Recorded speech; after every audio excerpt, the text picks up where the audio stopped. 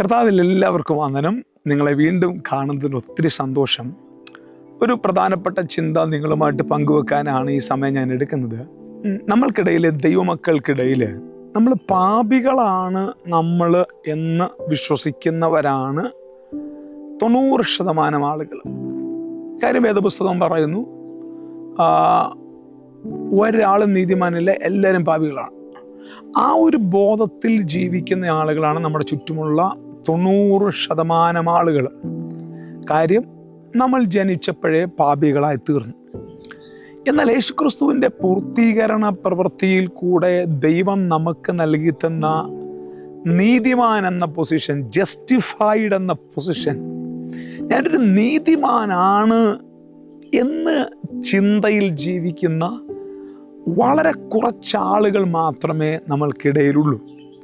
ഇപ്പോഴും കുറ്റബോധങ്ങളും, ഇപ്പോഴും നിരാശകളും, ഇപ്പോഴും ഇന്നലകളിൽ അവരുടെ ജീവിതത്തിൽ സംഭവിച്ചു പോയ തെറ്റുകളെക്കുറിച്ചുള്ള ആ ബോധത്തിലും യേശുക്രിസ്തുവിൻ്റെ രക്തം ഇന്നും അവരെ വിടുവിപ്പിക്കുവാൻ, അല്ലെങ്കിൽ പറ്റിപ്പോയൊരു തെറ്റിനെ വിടുവിക്കുവാൻ യേശുവിൻ്റെ രക്തം പര്യാപ്തമാണ് എന്ന് വിശ്വസിക്കുന്ന വളരെ ചുരുക്കം ആളുകളെ നമ്മൾക്കിടയിലുള്ളൂ.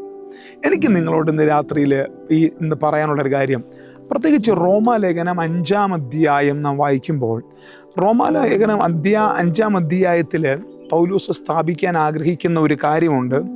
അതിനകത്ത് വിശ്വാസത്താൽ നീതീകരിക്കപ്പെട്ടവൻ്റെ ഗുണങ്ങളെക്കുറിച്ചാണ് റോമാലേഖനം 5-ാം അധ്യായത്തിൽ പറയുന്നത്.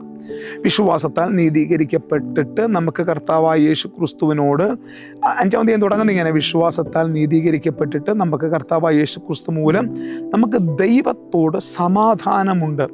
അല്ലെങ്കിൽ ദൈവത്തോടുള്ള ബന്ധത്തിൽ മനുഷ്യന് ഒരു പീസ് ഉണ്ടായി ശരിയായ സ്ഥലത്ത് പോയി നിൽക്കുവാൻ, ദൈവമായിട്ടുള്ള ബന്ധത്തിൽ പോയി നിൽക്കുവാൻ അവന് കഴിയുന്നു എന്നുള്ളതാണ് യേശുക്രിസ്തുവിൻ്റെ രക്തത്താൽ നീതീകരിക്കപ്പെട്ട ഓരോ ദൈവ പൈതലിനും ദൈവം കൊടുത്തിരിക്കുന്ന പൊസിഷൻ.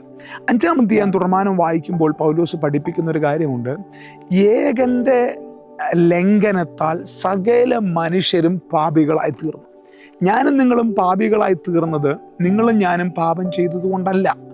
ബൈബിൾ പറയുന്നു, ഏകൻ, ആദം പാപം ചെയ്തതുകൊണ്ട് ഏകൻ്റെ ലംഘനത്താൽ സകല മനുഷ്യരും പാപികളായി തീർന്നു.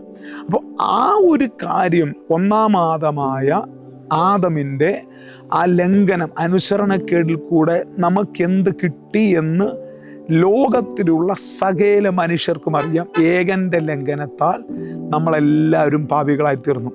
എന്നാൽ അതേ ബൈബിൾ തന്നെ വീണ്ടും പഠിപ്പിക്കുന്നു, ഏകൻ്റെ അനുസരണം, യേശുക്രിസ്തുവിൽ കൂടെ നമുക്ക് ലഭിച്ച അനുസരണത്താൽ യേശുക്രിസ്തുവിൽ വിശ്വസിക്കുന്ന എല്ലാവരും നീതിമാന്മാരുമായി തീർന്നു. അപ്പോൾ പാപികളായി തീർന്നത് നീ പാപം ചെയ്തിട്ടല്ല, നീ നീതിമാനായി തീർന്നത് നീ നീതി ചെയ്തിട്ടുമല്ല.